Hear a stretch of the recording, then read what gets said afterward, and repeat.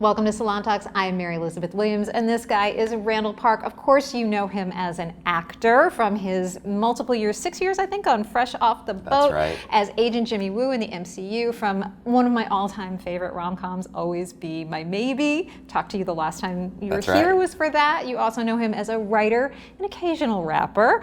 I don't know about that. Do a little of those deep cuts, dozens of other roles. But now we're here to talk to you today about your directorial debut. I'm so excited. It is based on Adrian Tomina's graphic novel, and it is called Shortcomings. Congratulations. Thank you so much. So you have history with this graphic novel. You go back 16 years with it? Yeah, since 07. Well, 07 was when the book came out, and that's when I first read it.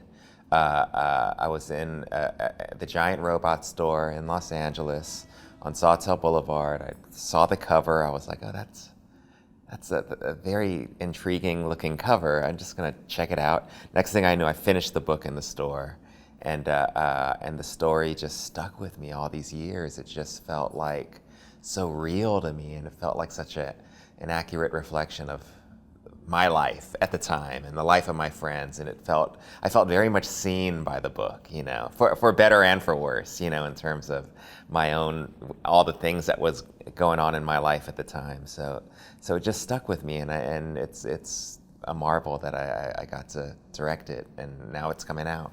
But you have said you never thought this was going to become a movie, that for a long time you just never imagined this actually translating, that no one was going to make a film out of this because it's so small, it's so conversational. There's so many things about it that make it really special, but also not necessarily the thing that people are going to invest for sure money in. So tell me how it came about that it becomes a movie, you saw that it was optioned, and then you wind up being the guy. Well, you know, shortly after the book came out, Adrian wrote a script, and there was interest in adapting it into a movie or TV show or something. But at the time, back in 07, he was told that it wasn't castable, and they asked him if he'd be open to changing some of the characters, and you know, it's a deeply personal work for him, so he refused, and that script just sat around for all these years, and eventually, you know, the industry started to change and open up a little bit, and you had things like Crazy Rich Asians come out, and Fresh Off the Boat, and all of these great projects, and my career was slowly moving to a point where I felt like I was ready to direct a feature, and you know, I looked into Shortcomings, found out there was this script that was written so long ago, and they were meeting with directors, and I was like, oh, I got to throw my hat in the ring. I've been thinking about this book for, you know, since 07. So I threw my hat in the ring, and it just all came together. I heard you say you did a great pitch. I did. What was your pitch? Well, I mean, really, I was just being honest about my relationship to the material, why it spoke to me, why I felt like it was an important story to tell.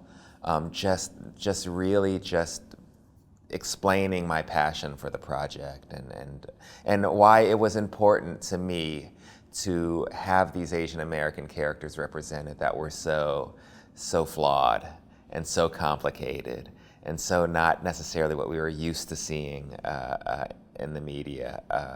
Just these very deep, multi-layered characters, you know.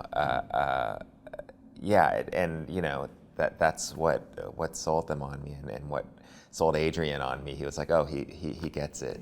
I want to ask you about that, because I read your interview with GQ where you were talking about this movie and about avoiding the kind of cultural tourism aspect of it. This is a really personal story, and this is a movie about Asian American characters who are having Asian American experiences, and what it's different about being a Korean American and being a Japanese American, and all of those layers of identity and grappling with who you are in this country, in this moment, as a man, as a lesbian, whatever the case may be. And yet it is also about just a bunch of friends of a certain age dealing with their stuff Yeah. and dealing with relationships and work and all of that. How do you tread that line of it's about a community, Yeah. but it's also about a time in life? Yeah, I mean, for me, it was really about just keeping it as real and as grounded as possible. And, for me, it's like, I seek authenticity when I watch things. I want it to feel real and authentic. And when it comes to Asian American kind of portrayals, authenticity is usually equates, those cultural markers that we're used to seeing, stories about like generational conflict and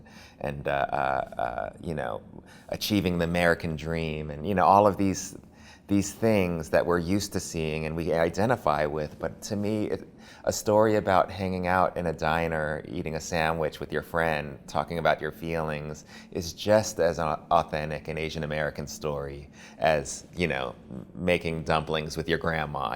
Like it's real and it's a little bit more everyday and mundane, but it's just as worthy of, to me at least, of being on screen.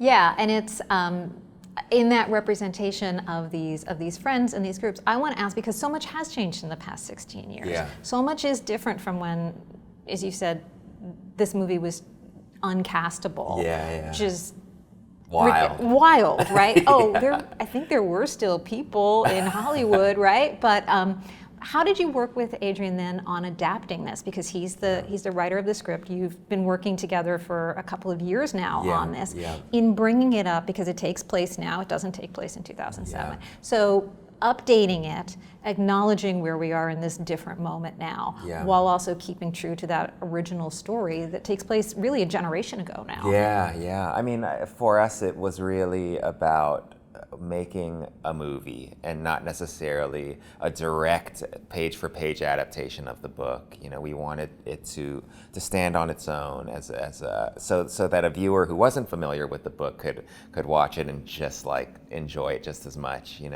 And for us, that meant modernizing it, finding ways in which we could speak to today's audience. Also, just taking these characters, in the confines of a graphic novel, you can get away with, you see these images and you feel the characters, but you can only go so kind of personal with the characters. So our goal was to really flesh out these characters, make them. Make it a movie, and and it was for a couple years. Adrian and I just sat down and talked about, okay, how do we adapt this in a way where it can really stand on its own and we could really feel the backstory of these characters and to understand them as people. And as flawed people. And the casting is so important in that, because they have to be compelling, but they also have to be kind of jerks sometimes, right? Yeah, I mean, that's what was most exciting to me about this, was the fact that they all were so flawed.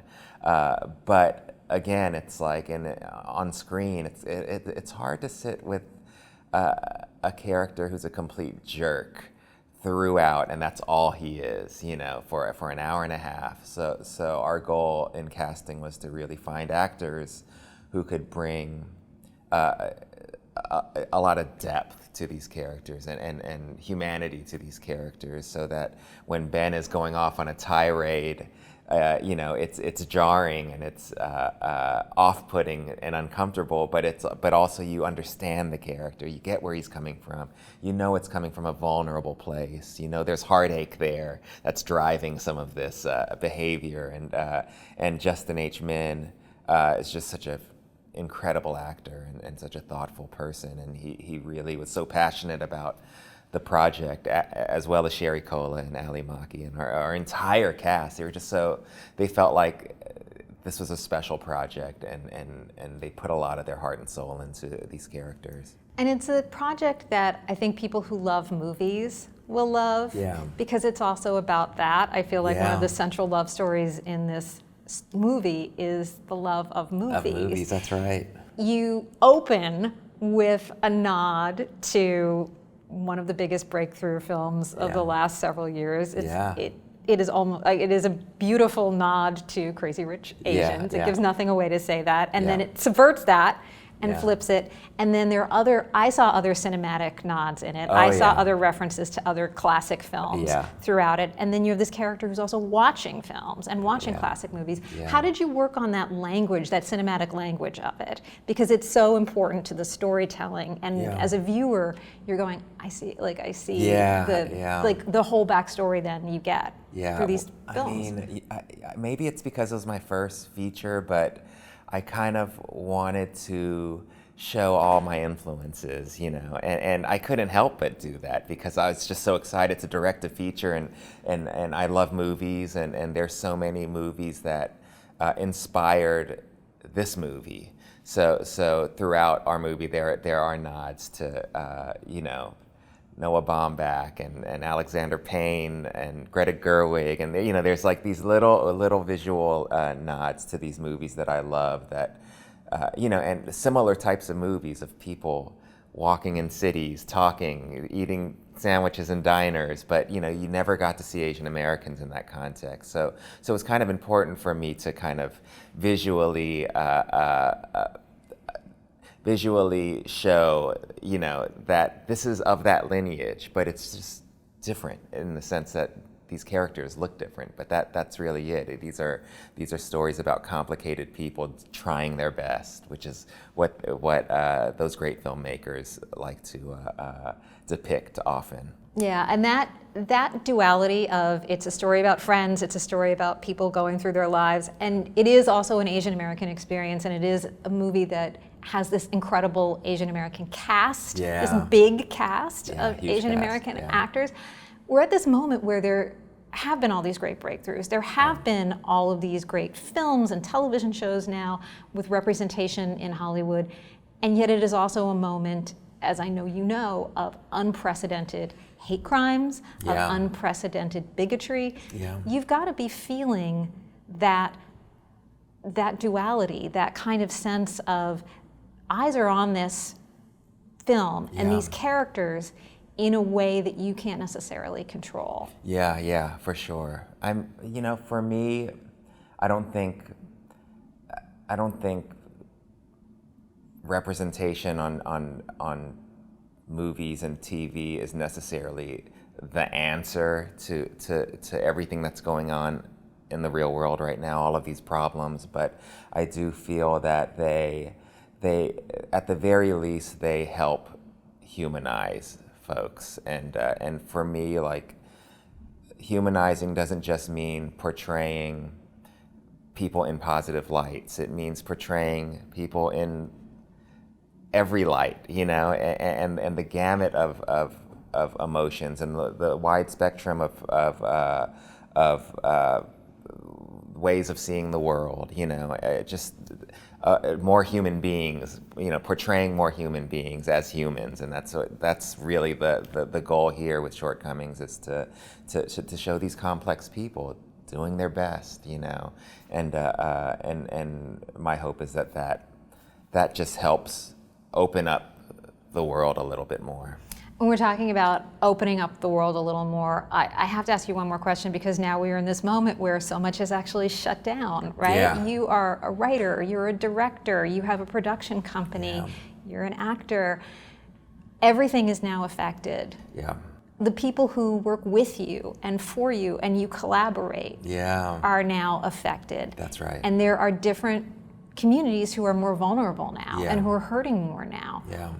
How are you responding to this creatively? What are you doing in this time, and what is your hope for the outcome?